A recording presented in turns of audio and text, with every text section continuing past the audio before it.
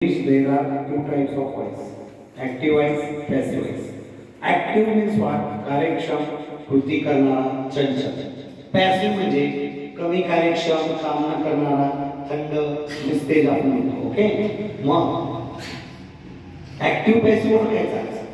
बघा, एकूण काळ किती आहे? 12. किती आहे? मग 12 मधून फक्त काही काळांचं पॅसिव्ह व्हॉइस होतं. कोणी सांगेल कोणत्या काळांचं पॅसिव्ह व्हॉइस होत नाही? चालू पूर्ण वर्तमान काळाचं पॅसिव्ह होतं का? नाही. पास्ट परफेक्ट कंटिन्युअस टेन्सचं पॅसिव्ह होत नाही.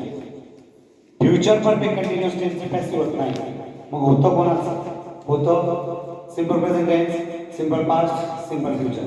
Present continuous, present past, present continuous, past continuous. Future continuous होतं का?